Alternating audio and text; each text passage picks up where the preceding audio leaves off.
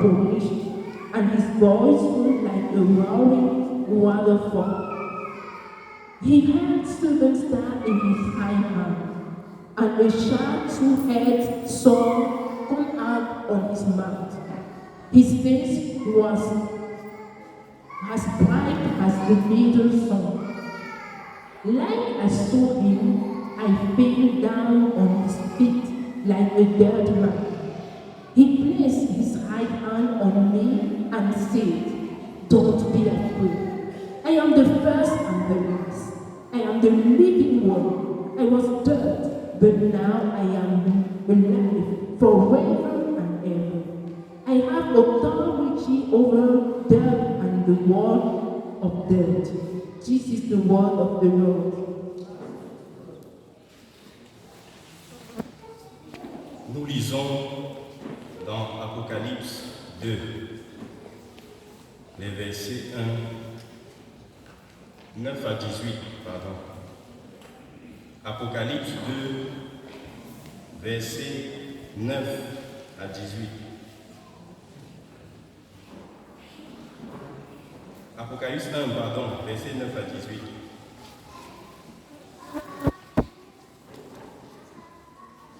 Moi, Jean, votre frère, et qui est part avec vous à la tribulation, et au royaume, et à la persévérance en Jésus, j'étais dans l'île appelée Patmos, à cause de la parole de Dieu et du témoignage de Jésus. Je fus ravi en esprit au jour du Seigneur, et j'entendis derrière moi une voix forte, comme le son d'une trompette, qui disait: ce que tu vois, écris-le dans un livre, et envoie-le aux 7 églises, à Éphèse, à Smyrne, à Pergame, à Thyatire, à Sardes, à Philadelphie et à Laodicée. Je me tournai pour connaître quelle était la voix qui me parlait. Et après m'être retourné, je vis 7 chandeliers d'or.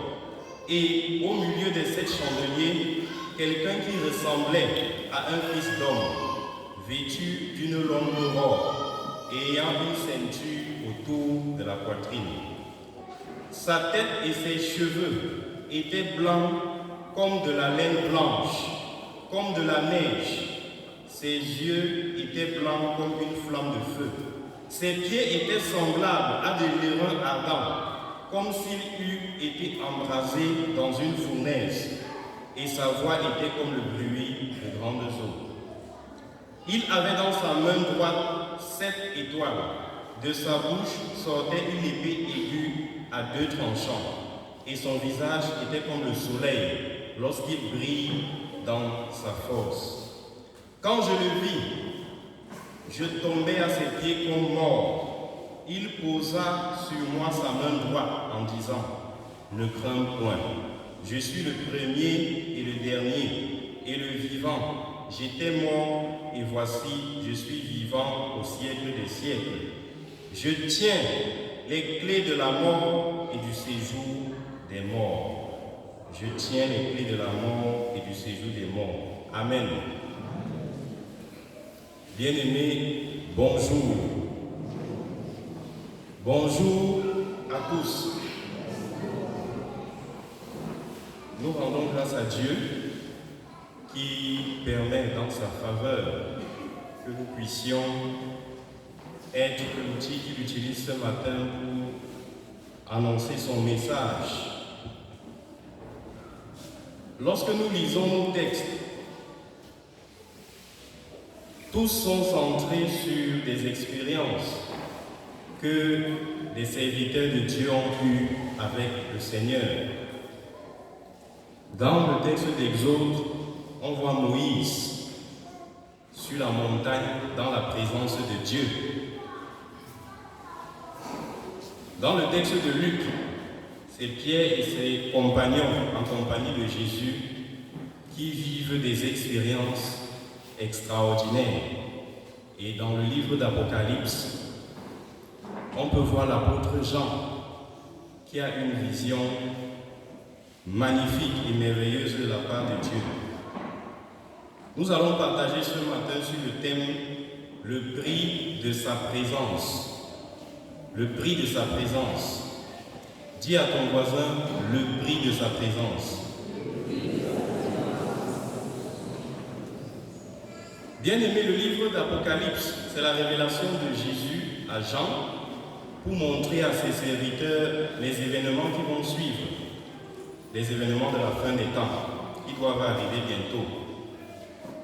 Jésus est utilisé dans les différents passages, ou bien dans le passage particulier d'Apocalypse, avec des images et des symboles forts et pleins de sens. Ici, dans le livre d'Apocalypse particulièrement, on constate que l'apôtre Jean, qui autrefois pouvait se coucher sur la poitrine du Seigneur sans crainte, ici dans l'Apocalypse, les révélations de Jésus qu'il a eues lui ont donné de ne même pas pouvoir rester debout sur ses pieds. Il était terrifié, comme mort. Pourtant, c'est toujours le même Jésus. Jésus reviendra, comme il a promis, non plus pour prêcher l'évangile, non plus pour annoncer le message de la repentance, mais pour juger. Pour juger, bien-aimé. Le temps de la repentance, c'est maintenant. Le temps de prêcher l'évangile, c'est maintenant. Le temps de se mettre en règle avec le Seigneur, c'est maintenant. Parce que quand Jésus va revenir, le texte nous décrit qu'il a une ceinture d'or sur la poitrine, symbole de ce que son cœur est fermé à la repentance, parce qu'il est venu juger. Ce n'est plus le même Jésus qui est, en fait, c'est le même Jésus, mais il ne va plus venir faire le message ou annoncer le message de repentance comme autrefois. L'Église doit donc se rassurer qu'elle est prête, sans tache, ni ride, ni rien de semblable. Dans notre psaume du jour, le 97, Dieu est décrit comme étant glorieux. Le feu marche devant lui, ses éclairs illuminent le monde. Bien-aimé, Dieu est glorieux, Dieu est extraordinaire. Mais est-ce que tu le connais? Est-ce que tu l'as découvert dans une autre dimension? Est-ce que ta connaissance de Dieu se limite à ce que les autres disent de lui ou à ce que tu as entendu? Est-ce que tu as eu des expériences avec Dieu? Parce que la volonté de Dieu, c'est que, comme l'apôtre Pierre, comme Moïse, comme Jean, que toi aussi tu puisses avoir des expériences avec Dieu. Ils étaient des hommes de la même nature que nous. Mais bien aimé, pour avoir ces expériences avec Dieu, ça a un prix. Il n'y a rien de gratuit sur la terre. Rien, absolument rien. Donc, nous allons parcourir nos différents textes sur la base des exemples qui ressortent, voir le prix qu'il faut payer pour la présence de Dieu, pour expérimenter la présence de Dieu.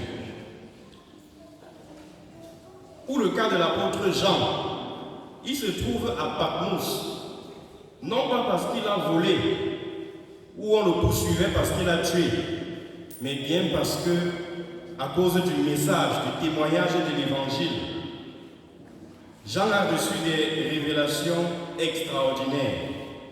Parce qu'il a persévéré, il n'a pas régné Jésus, même en période de persécution totale. À l'époque de Jean, la persécution était d'une autre dimension. Mais Jean n'a pas régné le Seigneur. Et aujourd'hui, on a le livre d'Apocalypse qui nous bénit. Peut-être s'il avait régné Dieu, Apocalypse ne serait pas là. Donc nous sommes encouragés, bien-aimés, quelle que soit l'adversité, quelles que soient les difficultés, à tenir ferme, à ne pas régner le Seigneur, à s'attacher à lui. J'ai une de mes cousines qui a cru très tôt, quand on ne savait même pas ce que veut dire recevoir Jésus et tout ça. Elle avait peut-être moins de 10 ans. Et elle avait une foi tranchante. Une fois même, elle est entrée dans la cuisine de sa maman. Il y avait les crânes là et tout. Elle a tout cassé. Petite fille, fracassé tout. Un jour, sa mère a décidé de lui donner une fessée. Pas n'importe quelle fessée. Elle a déshabillé l'enfant. Fouetté, fouetté, fouetté. Réunis Jésus là. L'enfant refuse. Réunis, l'enfant refuse. Ma tante prend le téléphone, elle appelle sa soeur. Que wow, l'enfant veut me tuer. Sa soeur comprend que c'est chaud, elle doit venir au secours de sa grande, de sa petite soeur. Elle prend la moto, bam! Elle arrive à la maison, les deux se mettent sur l'enfant. On tabasse l'enfant. Tac, tac, l'enfant ne réunit pas. On prend le petit frère de ma cousine là. On lui donne peut-être un ou deux coups. Dit que j'ai réuni Jésus. C'est que Jésus que je ne vois même pas, on va me tuer pour lui comme ça. Le petit, après un ou deux coups, il n'a pas tenu. Mais jusqu'aujourd'hui, cette jeune cousine est toujours dans la foi. Nous, on a cru des années et des années après elle. Et c'est un exemple à suivre. Malheureusement, son petit frère, il est aussi comme ça là. Il n'a pas encore cru en Jésus. Mais on espère que son tour va venir. Donc, bien aimé, l'apôtre Jean a fait face à la persécution, mais il n'a pas régné le Seigneur Jésus-Christ. Et nous vivons un temps où tenir devant le péché n'est plus le partage de beaucoup, et même dans la maison de Dieu. Parfois à cause d'une tête de maquereau brisée, un bâton de manioc et le vin d'eau, une bouteille, on ouvre nos jambes pour que les démons viennent entrer. Et on voit ça dans la maison de Dieu. Ce n'est pas exagéré, c'est ce qu'on voit. Des chrétiens, ou bien des gens qui se disent chrétiens, la moindre difficulté, on plonge dans le péché. C'est dangereux, bien aimé. Si tu acceptes de céder au péché, quelle que soit l'adversité, ça montre que tu dois revoir ton identité. Peut-être tu es un monnaie ou alors un bâtard spirituel. Parce que la Bible nous dit que celui qui est né de Dieu ne pratique pas le péché. Pratiquer le péché veut dire que tu t'assois et tu planifies. Tu as vu une voisine qui est très jolie. Tu dis que, hey, il faut que je la mette dans mon lit. Tu vois comment le jour où tu vas aller l'aborder et tout, et après finir dans ton lit. Et puis tu vas te dire chrétien. Ça c'est la pratique du péché. Et Dieu dit que celui qui pratique le péché n'est pas de lui. C'est-à-dire celui qui s'assoit, planifie et met à l'exécution. Il n'a pas connu Dieu. La Bible nous dit en effet dans Jean 3,9, quiconque est né de Dieu ne pratique pas le péché, parce que la semence de Dieu demeure en lui. Donc ici, le prix à payer, c'est la résistance farouche au péché, coûte que coûte. Dis à ton voisin, résiste au péché, coûte que coûte. Résiste au péché, coûte que coûte. Bien aimé, pour le cas de Moïse, dans Exode 24, le verset 16 nous dit, la gloire de l'Éternel reposa sur la montagne de Sinaï, et la nuée le couvrit pendant 6 jours. Le 7e jour, l'Éternel appela Moïse du milieu de la nuit. Verset 18. Moïse entra au milieu de la nuit, et il monta sur la montagne. Moïse demeura sur la montagne 40 jours et 40 nuits. Moïse a persévéré pendant 6 jours sans que Dieu ne dise rien. Il était patient. Ce n'est que le 7e jour que Dieu a appelé Moïse du milieu de la nuit. Pendant que Moïse patientait les 6 jours, qu'est-ce qu'il faisait? Qu'est-ce qu'il faisait, bien aimé, à notre avis? Il priait. Il n'était pas en train de WhatsApper ou de taper les commentaires ou de jouer les cartes avec Josué. Il était dans la présence de Dieu pour prier. Bien-aimé, Dieu est en colère contre les paresseux spirituels, que ce soit sur le plan spirituel, que ce soit sur le plan physique. Et dans la maison de Dieu, nous sommes presque tous des voleurs. Des voleurs, bien-aimés. Voleurs pourquoi? Dieu nous demande de lui donner 10% de tout ce que nous avons. Au minimum.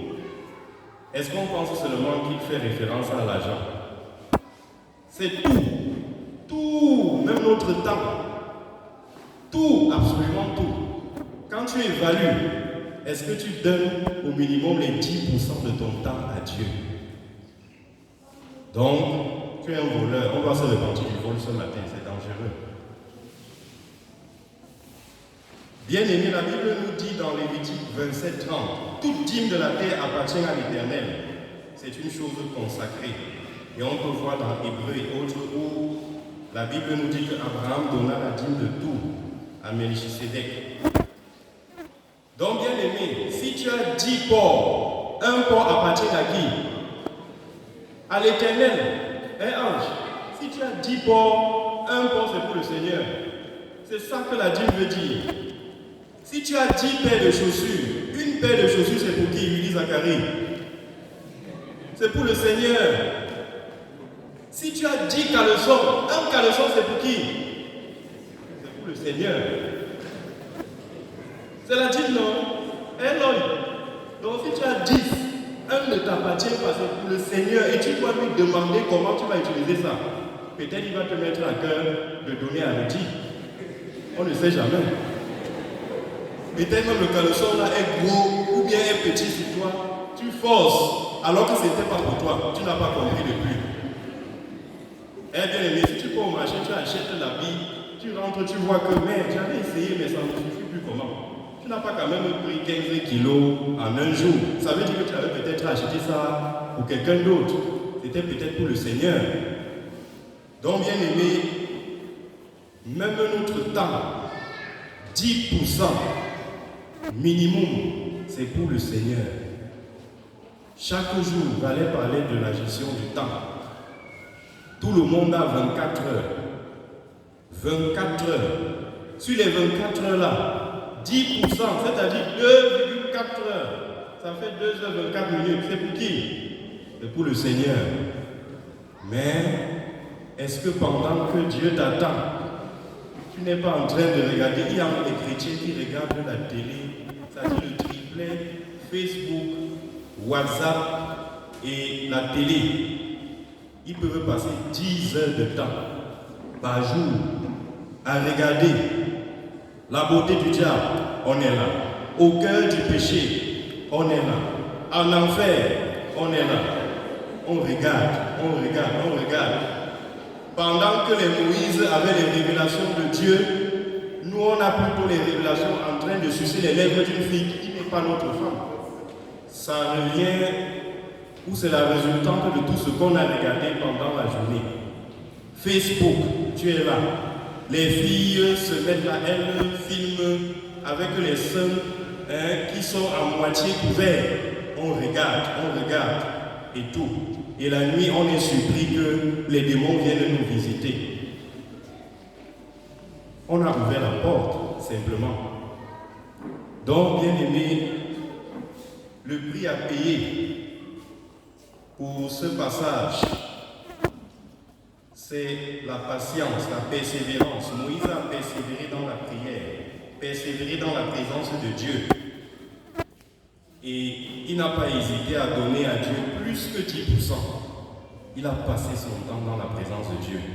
Mais ça ne veut pas dire que tu vas aussi prier sur les 24 heures, tu pries 20 heures. Même lire le cours, il n'y a plus le temps. Non, on doit être équilibré dans tous les domaines. Dans le même sens pour le cas de Pierre et de ses compagnons, dans Luc 9, 28, la Bible nous dit, environ 8 jours après qu'il eut dit ces paroles, Jésus prit avec lui Pierre, Jean et Jacques, et il monta sur la montagne pour prier. Pierre était toujours disponible, bien aimé. il n'a pas manqué la majorité des grandes expériences spirituelles avec Jésus.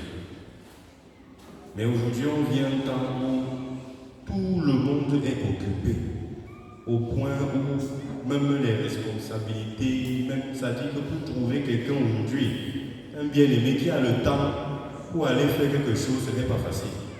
Tu vas voir quelqu'un même au niveau 1, il a cours 3 fois par semaine, mais il n'a jamais le temps. Bien-aimé, tu peux gérer tel truc. Non, je n'ai pas le temps. On fait quoi de notre temps? Tu regardes même, quand les gens viennent étudier dans la salle en planche, ce sont les voisins du quartier. Les appuyés se font quoi dans la chambre? J'espère qu'on étudie au moins dans la chambre.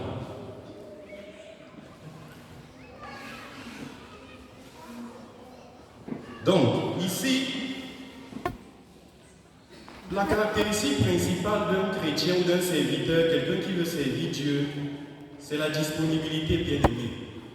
Si on en arrive à ne plus être disponible pour quoi que ce soit, c'est qu'il y a un souci.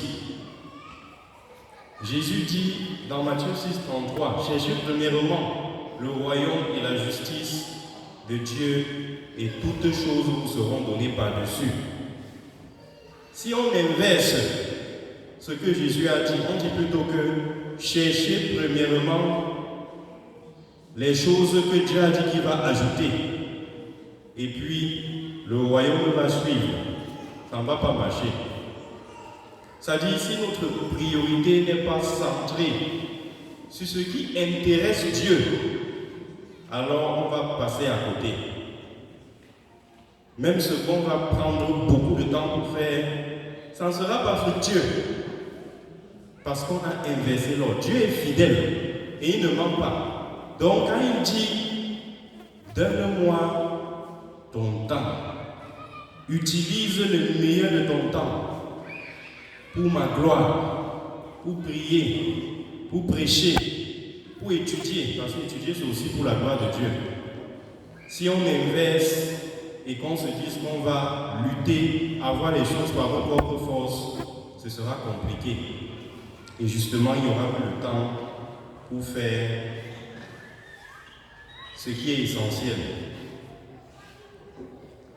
Et Luc 9,32 nous dit, Pierre et ses compagnons étaient appesantis par le sommeil, mais s'étant tenus éveillés, il vit la gloire de Jésus et des deux hommes qui étaient avec lui.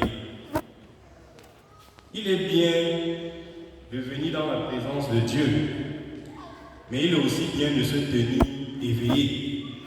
Parce que souvent, on vient aux nuits de prière, c'est plutôt les nuits de sommeil. On dort, on dort, on dort. Donc tu peux passer à côté de ce que Dieu avait prévu, seulement parce que tu as refusé de te lever, par exemple, pour prier. Pendant que les autres ont été visités, toi, ta visitation, c'était le repos. Tu es venu dormir. Bêta, tu dormais dans ta chambre. Parfois, à Ngoïkele, on partait dormir. Les jours, ce n'était pas facile.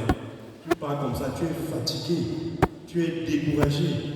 Tu te couches, tu arrives au campus à 19h. Tu regardes le cours comme ça, là, ce n'est pas facile. Tu dis que je dors un peu. Tu dors. C'est le moustique peut-être qui te réveille. Il est déjà minuit. La vessie est pleine. Tu pars vider dehors, tu reviens. Tu regardes encore le cours. Le sommeil vient, tu dors. 5 heures sonnent. Tu rentres aussi le matin avec ton sac. Tout malheureux. Un voisin peut te voir et dire oh, le fronteur, le bûcheur. Tu restes seulement comme ça, là tu ris. Là tu ne vois pas lui dire que gars, je suis allé là-bas dormir. Comme tu vois là, c'était fort. Bien aimé, résistons au sommeil. Parce que ça peut nous faire passer à côté de beaucoup de choses. Et le sommeil, c'est aussi tout ce qui peut nous distraire. On a aussi des bien-aimés de l'église d'Antioche. Dans Acte 13, verset 2, la Bible nous dit que pendant qu'ils servaient le Seigneur dans leur ministère et qu'ils jeûnaient, le Saint-Esprit dit, mettez-moi à part Barnabas et Saul pour l'œuvre à laquelle je les ai appelés. Ici, on veut ressortir l'aspect du jeûne, qui est un élément important pour voir la gloire de Dieu. C'est important.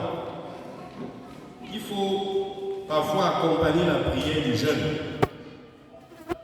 Un chrétien qui ne jeûne pas, ce n'est pas normal. Même les appareils qu'on a fabriqués nous montrent que parfois, il faut laisser au repos. Quand l'ordinateur tourne 6 jours sans être redémarré, c'est lent, non, Steph? C'est lent. Il faut laisser un peu, ça se repose. Même la voiture, quand ça roule, après ça chauffe, il faut laisser ça se refroidir un peu. Mais notre estomac, la nourriture du 1er décembre au 1er janvier au 31 décembre, manger, 7 jours sur 7, 24 heures sur 24. Même le ventre à un moment donné va dire que vraiment, je suis fatigué, laisse-moi me reposer un peu. Bien-aimé, jeûner est important. Jésus disait, lorsque tu jeûnes, il n'a pas dit s'il t'arrive de jeûner. Donc pour lui, c'était quelque chose de normal pour un chrétien. Et il faut habituer son corps à la privation. Parce que si on n'habitue pas, le jour où il y aura un problème dans le groupe, on va dire que prenons 3 jours de jeûne et de prière, tu vas changer de couleur. Tu vas devenir nerveux. Parce que ton ventre ne peut plus se séparer. Dès que 10 heures tapent que tu n'as pas mangé, c'est comme si tu allais mourir. Ce n'est pas bon. Donc nous devons accompagner notre vie de prière également par le jeûne. On finit par le cas de l'apôtre Paul. Dans Acte 16, on peut voir Paul. La Bible nous dit qu'il a été empêché d'annoncer la parole de Dieu, empêché par le Saint-Esprit. Et pendant la nuit, il a eu une vision. Tout comme les gens ont eu des visions. Il a eu une vision et Dieu lui montrait où est-ce qu'il doit exactement aller prêcher la parole. C'est-à-dire, pour avoir les expériences avec Dieu, il faut qu'on soit en train de faire ce qui intéresse Dieu. Paul, ils étaient en train de voir comment ils allaient faire pour aller prêcher l'évangile, faire des disciples et autres. Bien aimé, le secret pour la présence de Dieu, c'est de faire ce qui intéresse Dieu. La première des choses qui intéresse Dieu, c'est l'évangélisation. C'est l'évangélisation. Tu vas dire que ouais, Seigneur, je veux aussi avoir des expériences comme Moïse, comme Paul, comme Pierre. Pendant que Dieu t'attend dans la prière, priez pour les saluts des âmes, priez pour les âmes à qui tu vas prêcher. Dieu t'attend là-bas, tu n'es jamais là-bas. Est-ce que Dieu va venir te parler quand tu es en train de voir la beauté du diable? C'est là où tu veux que tu veux recevoir ta part de vision. Si Dieu vient à ce moment-là, c'est pour te donner une gifle, pour que tu éteignes la télé et que tu ne regardes plus les choses qui te déshonorent. Donc, bien aimé, c'est important. Si tu veux vivre, écouter Dieu. D'autres personnes ont dit Dieu m'a parlé. Tu m'as dit que ça, ce sont des faux trucs. Ce n'est pas réel. Mais si tu n'es pas en train de faire ce qui intéresse Dieu, Dieu ne peut pas se manifester. Parce qu'il se glorifie dans ce qui l'intéresse, le salut des âmes. Donc, bien aimé, un autre prix à payer, c'est l'évangélisation. Comme nous le disions, rien n'est gratuit. Même le salut n'est pas gratuit. Je mens.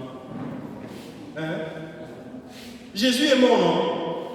Est-ce que c'est gratuit? Il a payé par son sang. C'est même la chose la plus chère. Rien n'est gratuit ici dehors. Donc, si tu veux vivre la présence de Dieu, vivre des expériences avec Dieu, sache qu'il faut que tu payes un prix. Tu payes un prix.